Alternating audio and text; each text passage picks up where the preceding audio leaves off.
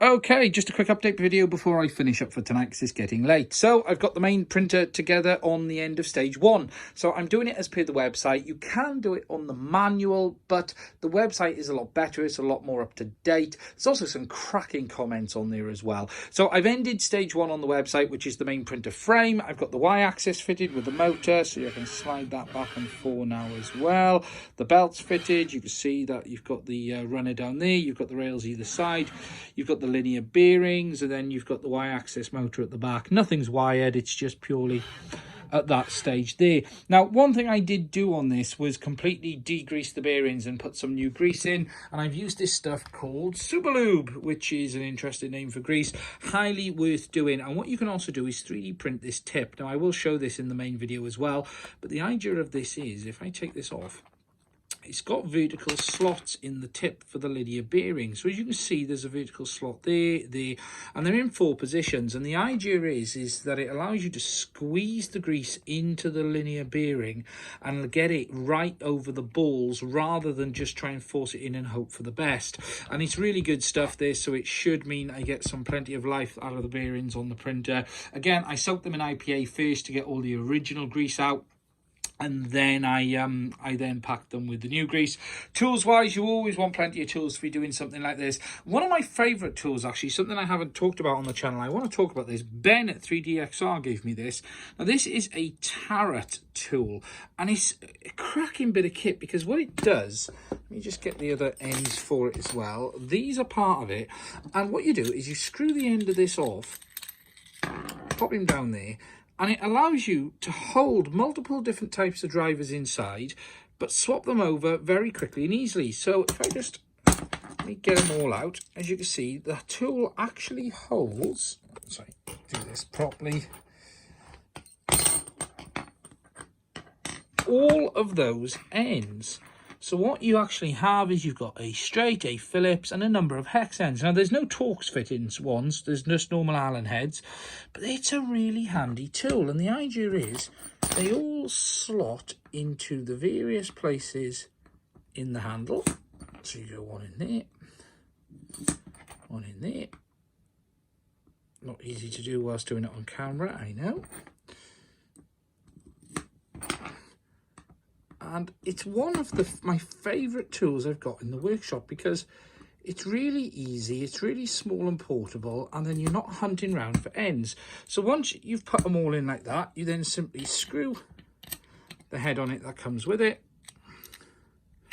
Not that easy one-handed, but it does go. There we go. And that is it. It is that easy. And then when you want to take a head out, you just simply screw the end off.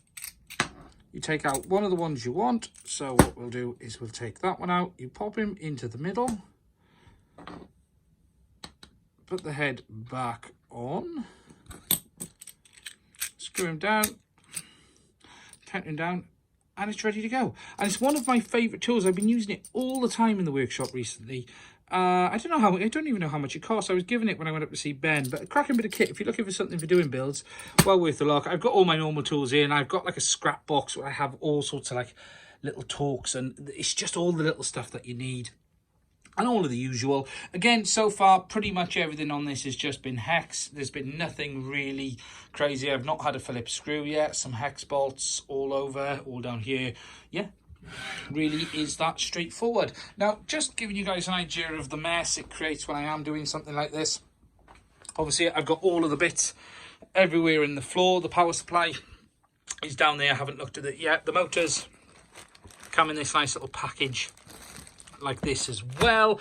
You've then got all of the bolts and screws for the printer, which come in all of this stuff as well. And there's some other things in here. There's this. I don't know what this is. I've been trying to figure out what this actually is, because it's not in English. I need to have a look online. I've not got that far of needing it yet, but it is something I need to look at.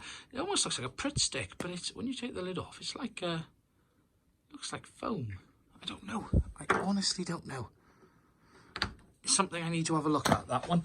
And then you've got all the 3D printed parts come in this box down here, because again, with this printer, it is largely 3D printed. You know, it is a printer made from 3D printed parts. And is largely printed. You've then got the bars and some of the wiring in there. So yeah, we're getting on. And then finally over here, now I haven't actually looked at these yet, is my heated bed, PSU and bed. And I also have my 2 removable sheets, which are standard steel one, which is sprung steel, and then I've also got the other one with the cool surface, because I ordered both. I'll give you guys sneak peek.